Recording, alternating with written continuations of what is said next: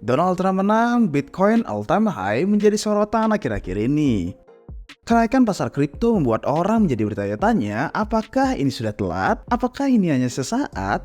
Oke, hari ini kita membahas era uang fiat yang terancam segera berakhir. Mulai dari pengaruh inflasi, hutang, sistem moneter, hingga aset kelas yang akan menggantikannya. Oke, langsung aja ke videonya. Let's go!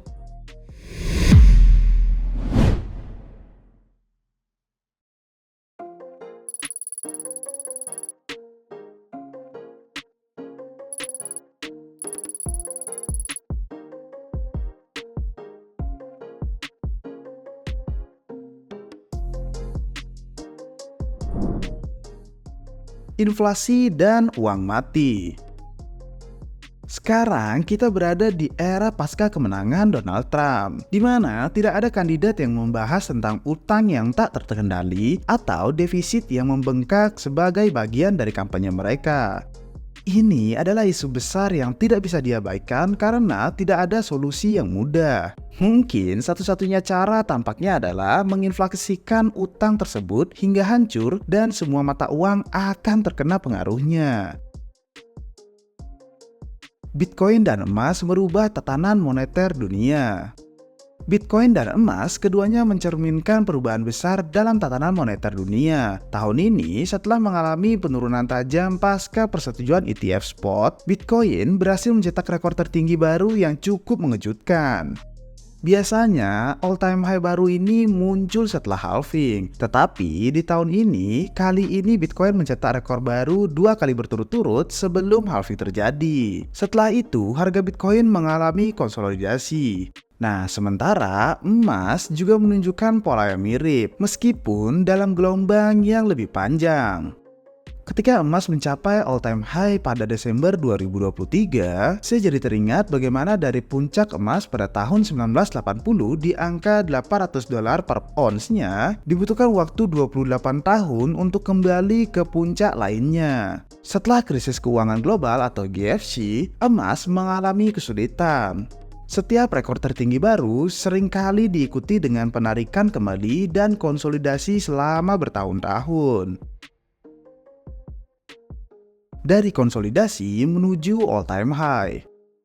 Setelah lonjakan harga emas pada tahun 2011, pasar emas terjebak dalam fase konsolidasi selama lebih dari 1 dekade. Butuh lebih dari 8 tahun bagi emas untuk melampaui puncaknya pada tahun 2011 dan lebih dari 3 tahun lagi untuk mencapai puncak baru pada akhir 2023. Namun pada tahun 2024, emas akhirnya beralih ke mode up only, di mana mencetak lebih dari 30 rekor tertinggi baru dan memasuki pasar bullish yang tak terbantahkan.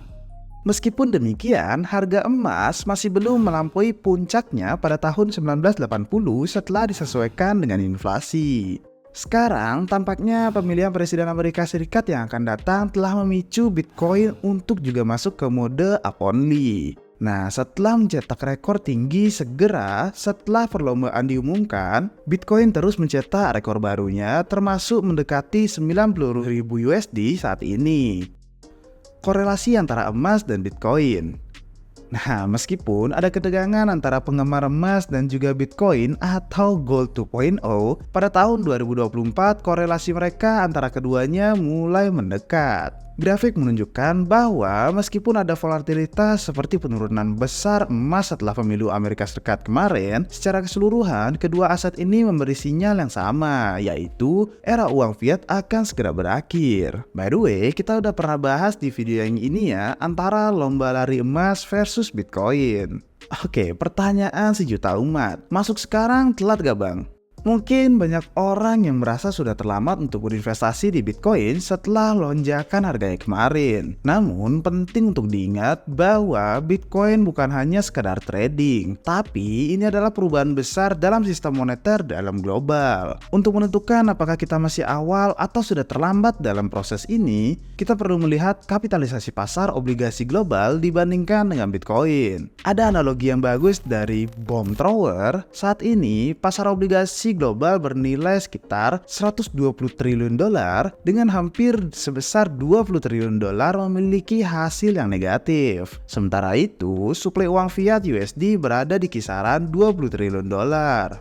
Bayangkan semua angka ini sebagai balon raksasa dan terhubung ke balon yang kecil dengan mesin uap yang siap menyedot udara dari balon besar ke balon yang kecil. Dengan aliran daya beli mengalir dari balon obligasi dan uang fiat ke balon-balon yang kecil seperti emas dan Bitcoin, memang tidak semuanya, tapi mungkin saja berapa persen dari total dua itu. Jika kita hitung dengan market cap Bitcoin sekarang ada di angka sekitar 1,7 triliun, nah jika 10% dana dari obligasi mengalir ke Bitcoin itu sekitaran ada 1,2 triliun dolar, di mana sudah hampir 2 kali lipat dari nilai market cap Bitcoin. Nah, apa yang kita saksikan sekarang adalah gelembung harga aset besar-besaran yang memenuhi definisi crack up boom menurut ekonom sekolah Austria.